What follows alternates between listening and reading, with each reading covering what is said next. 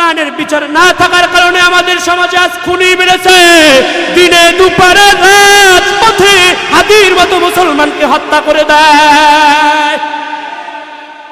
শুধুমাত্র কোন কারণ হলো কোরআনের বিচার আমার দেশে নাই। কোরআনের বিচার যদি থাকতো, কোরআন যদি মসজিদ মাদ্রাসার মধ্যে যেভাবে চলে, নামাজ রোজায় যেভাবে কোরআন চলে, ওইভাবে যদি রাষ্ট্রের মধ্যেও কোরআনের হুকুম চলতো, আমার জমিনে হাদির মতো মুসলমান ঘরে ঘরে খুন হতো না। এজন্য বাবার আমার, বন্ধুরা আমার, আমাদের জীবনে, আমাদের সমস্ত জায়গায় আমরা আমাদের কোরআন অনুযায়ী জীবনকে বাস্তবায়ন করব, আমাদের রাষ্ট্র পরিচালনা করব, আমাদের সমাজ পরিচালনা করব। রাজি আছি? কে কে নারায়ে তাকবীর।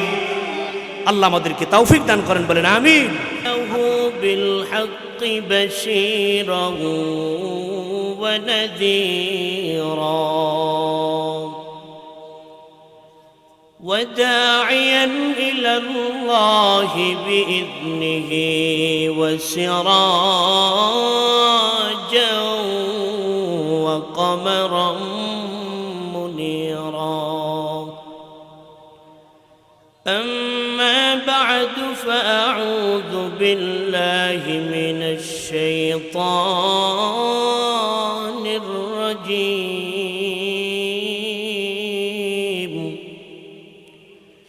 بسم الله الرحمن الرحيم.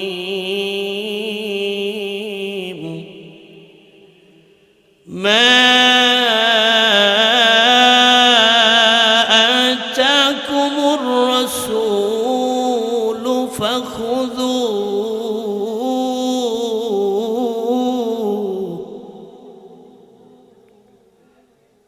ما آتاكم الرسول فخذوه وما نهاكم عنه فانتهوا وما نهاكم عنه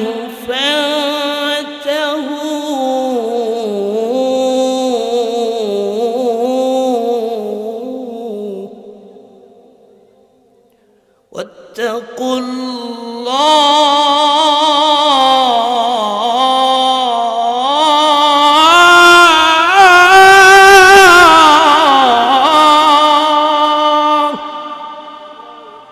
إن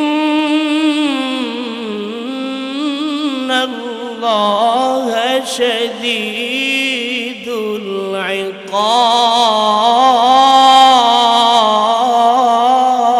العقاب.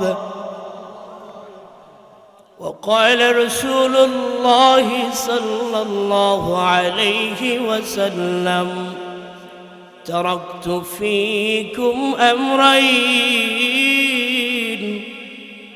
لن تضلوا ما تمسكتم بهما كتاب الله وسنة رسوله، أو كما قال عليه الصلاة والسلام. وقال تعالى: إن الله وملائكته يصلون على النبي يا أيها الذين آمنوا صلوا عليه وسلموا تسليما. اللهم صل على محمد وعلى آل محمد كما صليت على إبراهيم وعلى آل إبراهيم إنك حميد مجيد. اللهم بارك على محمد وعلى آل كما باركت على إبراهيم وعلى آل إبراهيم إنك حميد مجيد الحمد لله মহান রব্বে আযীমের দরবারে লাখো কোটি শুকর ও সুজুদ যে মহান রব্বুল আলামিন এই জান্নাতি মজলিসে দুনিয়ার মধ্যে শ্রেষ্ঠতম বেহেশতের বাগানে আল্লাহ পাক রব্বুল আলামিন আপনাকে আমাকে বসার তৌফিক দিয়েছেন এজন্য খুশি না বেজার ভাই আওয়াজটা একটু বাড়ায় দেন রিভার্বটা একটু বাড়ায় দেন অল্প একটু ইকো দেন এজন্য খুশি না বেজার কম না বেশি আওয়াজ তো শুনে মনে হয় না যে বেশি দেখা যাবে আমাদের শুকরিয়া আমরা কতটুকু আওয়াজ দিয়ে দিতে পারি তাহলে মনে করা যাবে যে আপনারা খুশি না বেজার তো যিনি তৌফিক দিয়েছেন তিনি কে যেই রব্বুল আলামিন তৌফিক দিয়েছেন সেই মহান রব্বে আযীমের দরবারে প্রাণ খুলে মুহাব্বতের সাথে কালিমাতুল শুকর আদায় করি বলি আলহামদুলিল্লাহ হয় না আরেকটু জোরে আওয়াজ দিয়া ভিতরের আওয়াজটুকু ছেড়ে দিয়া শীত ঝাড়ে দিবেন আরেকটু জোরে আওয়াজ দিয়ে পারা যাবে না ইনশাআল্লাহ আরেকবার জোরে সোরে প্রাণ খুলে কালিমাতুল শুকর আদায় করি সকলে বলি আলহামদুলিল্লাহ আল্লাহ পাক রব্বুল আলামিন এই জান্নাতি মজলিসে আসার তৌফিক দিয়েছেন সবচেয়ে বড় শুকরিয়ার বিষয় যে সালাউদ্দিন সাহেব ওনার ভাই আলাউদ্দিন সাহেব এদের সহযোগিতায় আপনাদের এলাকাবাসীর সকলের সহযোগিতায় এত সুন্দর একটা মজমা এত সুন্দর একটা আয়োজন আল্লাহ কবুল করেছেন সকলে বলি আলহামদুলিল্লাহ মুহতারাম হাজিরিন আমি পবিত্র কালাম থেকে একখানা আয়াত তেলাওয়াত করেছি রাসূল সাল্লাল্লাহু আলাইহি সাল্লামের অসংখ্য অগণিত হাদিস থেকে একখানা হাদিসে পাক তেলাওয়াত করেছি আল্লাহ চাহে তো অল্প কিছু কথা বলার চেষ্টা করব ইনশাআল্লাহ আল্লাহ তৌফিক দান করেন বলি আমিন বিষয় হচ্ছে যে আমাদের জীবনে সুন্নাতের প্রয়োজন আছে কি নাই আমাদের জীবনে আমাদের একজনকে আদর্শ হিসেবে গ্রহণ করতে হবে তিনি হচ্ছেন মুহাম্মদুর রাসূলুল্লাহ সকলে বলি সাল্লাল্লাহু রাসূল সাল্লাল্লাহু আলাইহি সাল্লামকে রাসূল সাল্লাল্লাহু আলাইহি সাল্লামের আদর্শকে আমাদের জীবনে বাস্তবায়ন করতে হবে তাহলে আমরা সফল কাম হতে পারবো ঠিক না বে ঠিক বলেন নবী আলাইহিস সালাতু ওয়াস সালাম বলেন মা আতাকুমুর রাসূলু ফাখুযুহু ওয়া মা নাহাকুম আনহু ফান্তাহু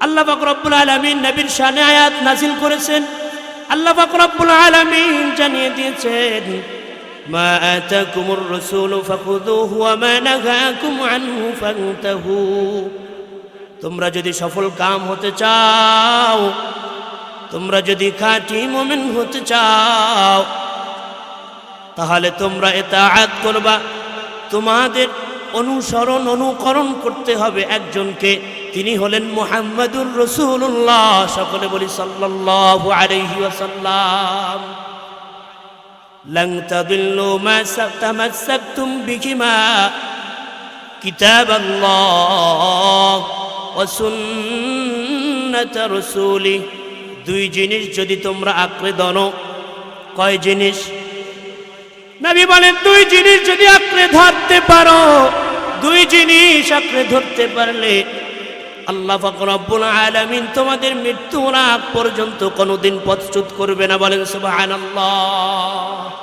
কোনোদিন পথভ্রষ্ট হবে না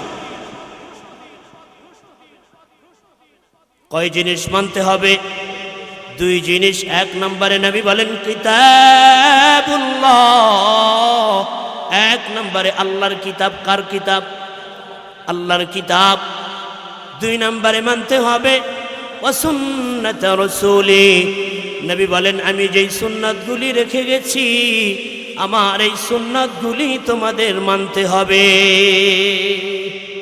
দুই জিনিস যদি তোমরা তোমাদের জীবনে বাস্তবায়ন করতে পারো আঁকড়ে ধরতে পারো পথভ্রষ্ট হবে না কার কথা আমার রাসূলের কথা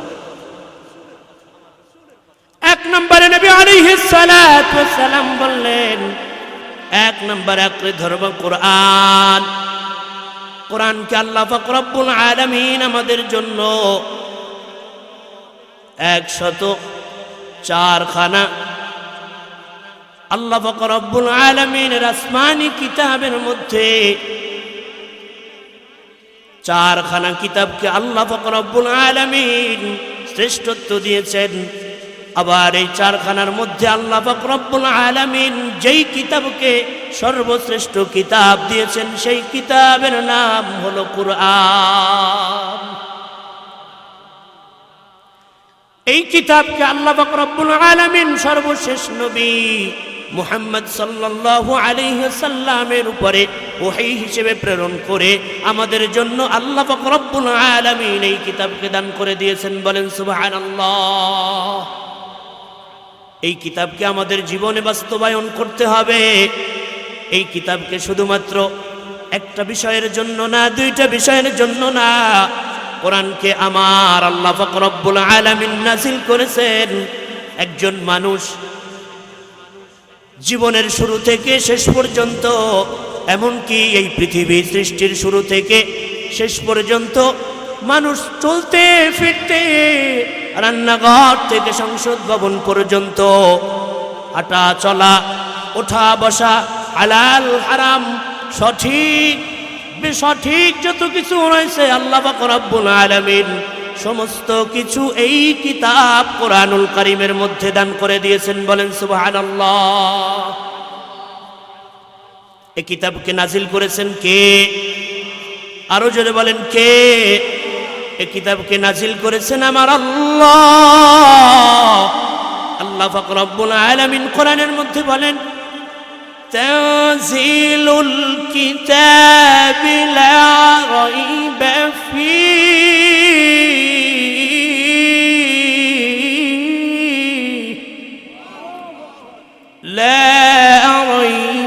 فيه من رب العالمين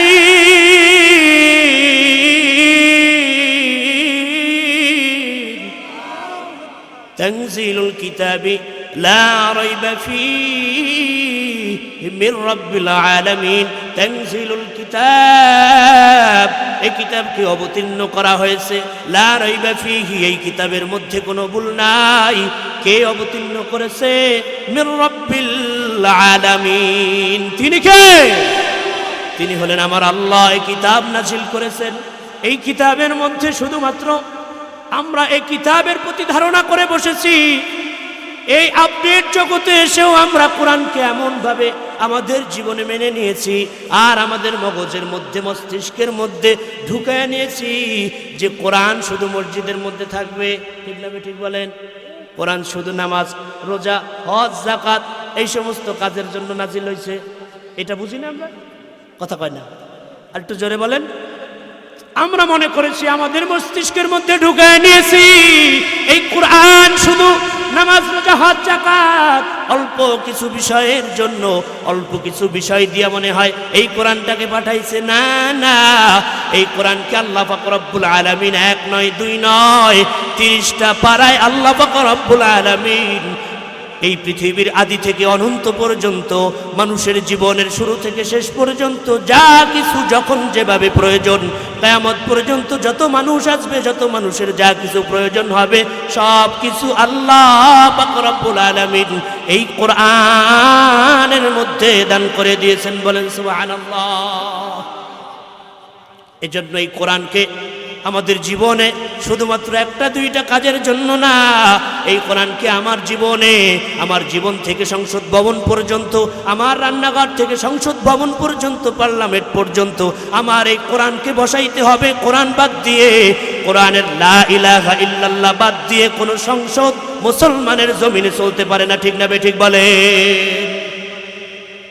বাংলাদেশের পার্লামেন্টে কোরআন থাকবে না এমন হতে পারে না। বিচার আচার কোরআন ছাড়া হবে এমন হতে পারে না। 98% মুসলমানের দেশে আজ কোরআনকে বেঁচে রেখে বিচার হচ্ছে, কোরআনের অবমাননা হিসেবে বিচার হচ্ছে, নিজেদের মন করা বিচার হচ্ছে। ঠিক না ঠিক বলেন? কোরআনের বিচার আজ উঠে গেছে। কোরআনের বিচার উঠে যাওয়ার কারণে আমাদের সমাজে চোর বেড়েছে। ঠিক না ঠিক বলেন? আমাদের সমাজে জিনা বেড়েছে। ঠিক না ঠিক বলেন? আমাদের সমাজে ডাকাত বেড়েছে। ঠিক না ঠিক বলেন? কোরআনের বিচার না থাকার কারণে আমাদের সমাজে আজ খুনি বেড়েছে, দিনে দুপুরে রাজপথে হাতির মতো মুসলমানকে হত্যা করে দেয়। শুধুমাত্র কোন কারণ? কারণ হলো কোরআনের বিচার আমার দেশে নাই। কোরআনের বিচার যদি থাকতো, কোরআন যদি মসজিদ মাদ্রাসার মধ্যে যেভাবে চলে, নামাজ রোজায় যেভাবে কোরআন চলে, ওইভাবে যদি রাষ্ট্রের মধ্যেও কোরআনের হুকুম চলতো, আমার জমিনে হাদির মতো মুসলমান ঘরে ঘরে খুন হতো না। এজন্য বাবার আমার, বন্ধুরা আমার, আমাদের জীবনে, আমাদের সমস্ত জায়গায় আমরা আমাদের কোরআন অনুযায়ী জীবনকে বাস্তবায়ন করব, আমাদের রাষ্ট্র পরিচালনা করব, আমাদের সমাজ পরিচালনা করব। রাজি আছি? কে কে নারায়ে তাকবীর। আল্লাহ আমাদেরকে তৌফিক দান করেন, বলেন আমিন। হাত নামান। দ্বিতীয় নাম্বার আমার রাসূল বলেন, এক নম্বরে হলো কোরআন। আল্লাহ যেই কিতাব দিয়েছে এই কিতাবকে আঁকড়ে ধরতে হবে। দ্বিতীয় নাম্বার আমার রাসূল বলেন, দ্বিতীয় নাম্বার হলো সুন্নাহ। দ্বিতীয় নাম্বার কি? সুন্নাত তো খালি হুজুরেরা দাড়ি রাখবে আর পাঞ্জাবি করবে, এটা না, নাকি সবার জন্য? রাসূল বলেন সবার জন্য আমার আদর্শ, শুধুমাত্র মানুষের জন্য না। না, আমার আদর্শ দেখিয়া আমার আদর্শের প্রেমে পড়েছে আমার আল্লাহ পাক রব্বুল আলামিন। শুধু মানুষের জন্য নয়, গোটা মাখলুকের জন্য আমি রাসূলকে রহমত হিসেবে প্রেরণ করেছে। বলেন সুবহানাল্লাহ। আল্লাহ পাক রব্বুল আলামিন বলেন, ওয়ামা আরসালনাকা ইল্লা রাহমাতাল লিল আলামিন।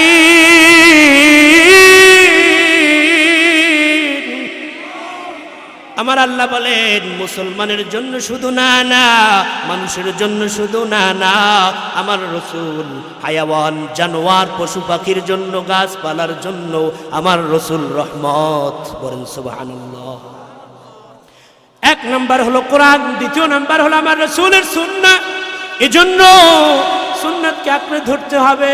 শুধু মাদ্রাসার মসজিদের ইমাম সাহেব আর হুজুরদের জন্য শুধু না, না আমার রাসূলের আদর্শ, আমার রাসূলের সুন্নাত সবার জন্য। ঠিক না ঠিক বলেন? সুন্নাত এখন তো শুধু হয়ে গেছে পাঞ্জাবি পরবে হুজুরেরা, পাগড়ি পরবে হুজুরেরা। ইমাম সাহেব পাগড়ি না পরলে চাকরি থাকবে না, অথচ পাগড়ি পরা কি সুন্নাত। আম মানুষ পরে না, আম মানুষের মনে হয় সুন্নাত লাগে না। কথা বলেন? চরমনের মুজাহিদেরা যদি পরে, আরে খোদা কাম সারছে, এদিকে মৌলবী হয়ে গেছে, এরকম বলে কি বলে না? আল্লাহ তাআলা হেদায়েত নসিব করেন, বলেন আমিন। সুন্নাত শুধু পীরের মুরিদের জন্য না, সুন্নাত শুধু মাদ্রাসা আর মসজিদের হুজুরের জন্য না। প্রতিটি সুন্নাত, প্রতিটি আমার রাসূলের আদর্শ মুসলমান, প্রত্যেকটা শিশু হোক, বড় হোক, নারী হোক, পুরুষ হোক, সকলের জন্য আমার রাসূলের সুন্নাত। এজন্য সুন্নাতকে আঁকড়ে ধরতে হবে। আমার রাসূল বলেন, মান আহাব্বা সুন্নতি ফাকাদ আহাব্বানি ওয়া মান আহাব্বানি কানা মাই ফিল জান্নাহ। বলেন সুবহানাল্লাহ।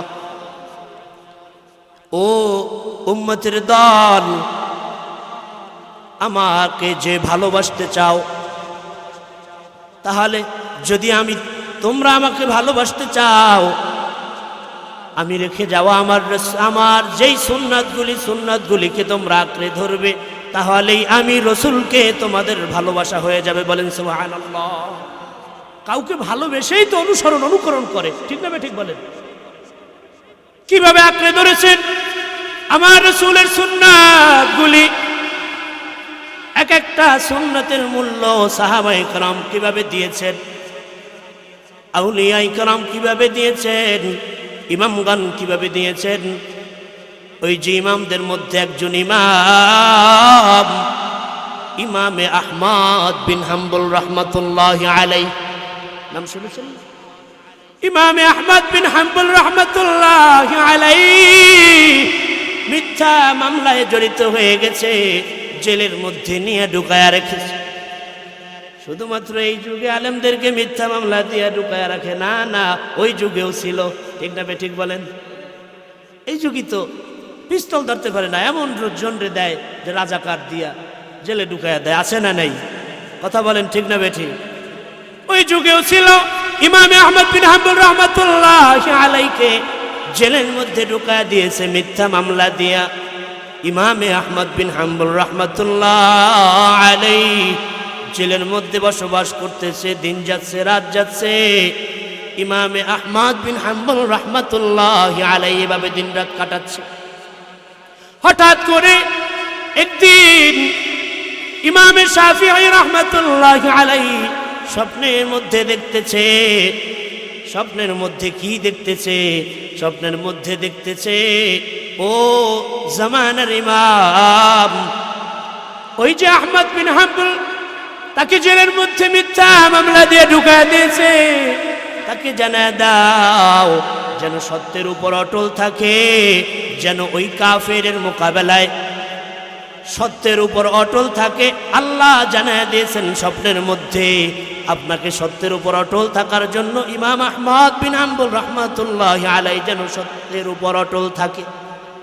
ইমামে শাফিঈ রাহমাতুল্লাহি আলাইহি স্বপ্ন দেখিয়া খোঁজ খবর নিয়ে তার খাদেমকে পাঠিয়ে দিল, যাও যাও ইমামকে জানায় আসো। স্বপ্নের মধ্যে জানানো হয়েছে তিনি সত্যের উপর অটল আছেন। কাফের জেলের ওই মোকাবেলায় যতই কষ্ট করতে হোক না কেন, সত্যকে যেন না ছাড়ে। খোঁজ খবর নিয়ে খাদেম চলে গেলেন। যাওয়ার পরে জেলখানার সামনে গিয়া ইমামে আহমদ বিন হাম্বল রাহমাতুল্লাহি আলাইহিকে ডেকে ডেকে বলেন, ও ইমাম, খোঁজ খবর নিয়ে এসেছি। কি খোঁজ খবর নিয়ে এসেছি? ইমামে আহমদ বিন হাম্বল রাহমাতুল্লাহি আলাইহিকে ডেকে ডেকে বলেন, ও ইমাম, আমার হুজুর শাফিঈ আপনার জন্য খোঁজ খবর পাঠিয়েছেন। কি খোঁজ খবর? আপনাকে এই যে জালেমের জিন্দানখানার মধ্যে আপনাকে বন্দী করা হয়েছে, আপনাকে বলেছে আপনি সত্যের পথে অটল থাকবেন, এখান থেকে সত্যের পথ থেকে নড়াচড়া করবেন না। আপনাকে আল্লাহ পাক রব্বুল আলামিন অচিরেই সাহায্য করে দিবে। বলেন সুবহানাল্লাহ। মুসলমানের সাহায্যকারী কে? আরো জোরে বলেন কে? মুসলমানের সাহায্যকারী আল্লাহ। জানিয়ে দিলেন। খোঁজ খবর দেওয়ার পরে চলে গেলেন খাদেম ইমাম শাফিঈ রাহমাতুল্লাহি আলাইহির কাছে। খাদেম যাওয়ার পরে সালাম দিয়ে বলে, হুজুর চলে এসেছি। ইমাম শাফিঈ রাহমাতুল্লাহি আলাইহি ডেকে বলেন, ও খাদেম, কি ব্যাপার? একজন জামানার প্রকৃত আশিক রাসূলের দরবারে গেলা, তোমাকে কি হাদিয়া দিয়েছে?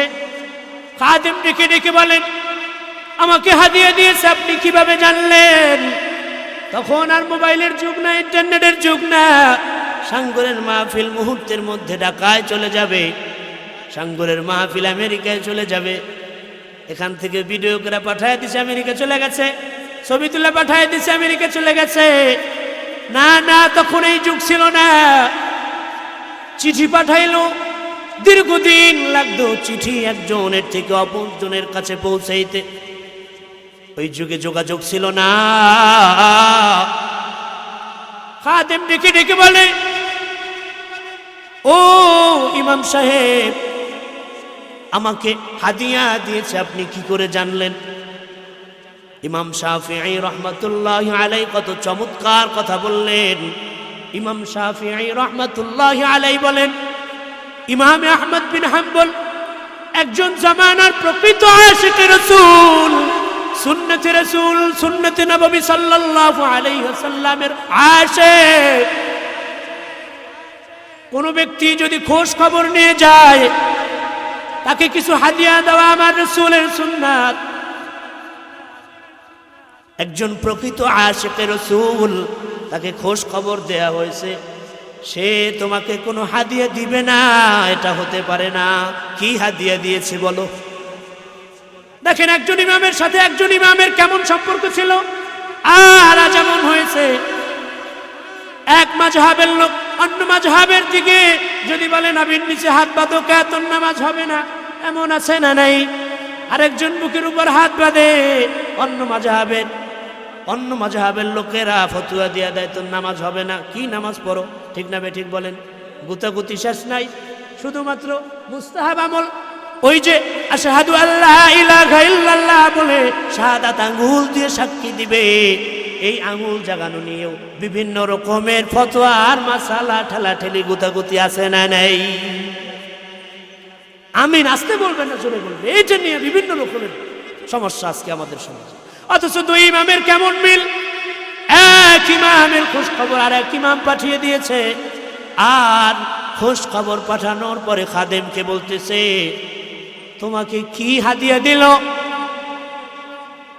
খাদেম এবার ডেকে ডেকে বলে ঠিক বলেছেন, জামানার প্রকৃত আশিকে রাসূল একটা সুন্নাত ছাড়বে জীবন বেঁচে থাকতে, না না এটা ছাড়তে পারে না। ইমাম আহমদ বিন হাম্বল রাহমাতুল্লাহি আলাইহি তার কাছে যখন গেলাম খোঁজ খবর দিলাম, আমাকে ডেকে ডেকে বলে ও ভাই খোঁজ খবর নিয়ে এসেছো, আমার রাসূলের সুন্নাত হলো তুমি আমাকে একটা খোঁজ খবর জানিয়েছো কিছু হাদিয়া দিতে হয়, কিভাবে দিব? জেলখানার মধ্যে জালিমের জিন্দানখানায় আমার কাছে কিছু নাই, শুধুমাত্র শরীরের পোশাক ব্যতীত আর কিছু নাই। ও ভাই তোমাকে আমি কি দিব? তবে আমার জীবন বেঁচে থাকতে আমি একটা সুন্নাতকে ছাড়তে চাই না। চিৎকার করে বলুন সুবহানাল্লাহ। না না আমি এই সুন্নাতকে জীবন থাকতে ছাড়তে পারি না। নিজের জুব্বাটাকে খুলে দিল আর খাদেমকে ডেকে ডেকে বলে ও ভাই এতদিন পর্যন্ত জালেমের বেতের আঘাত আমার এই জুব্বার উপর দিয়ে, জুব্বার উপরে যখন আঘাত করত জুব্বায় কিছুটা হলেও আঘাতের কম ব্যথা প্রয়োগ পেতাম, আর আজকে আমার জুব্বাকে খুলে দিলাম, আজ থেকে আমার শরীরের মধ্যে ওই জালেমের আঘাতগুলি আরো চড়া হয়ে শরীরের মধ্যে আঘাত করবে।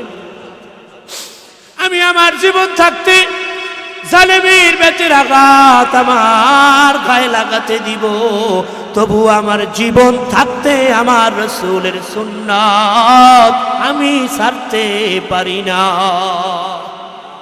ইমাম শাফি রাহমাতুল্লাহ আলাইহি খাদেমকে ডেকে ডেকে বলে ও খাদেম দে দে জুব্বাটাকে আমার হাতে দে। জুব্বাটাকে সাথে সাথে ইমাম শাফিঈ রাহমাতুল্লাহি আলাইহি ঘরের মধ্যে নিয়ে গেলেন। ঘরের মধ্যে নিয়া আবার একটু পরে এসে জুব্বাটা হাতে দিলেন। হুজুর আমি তো শুকনো জুব্বা আপনার হাতে দিলাম, ভিজে জুব্বা আপনি কেন হাতে দিলেন? কিভাবে ভিজলো?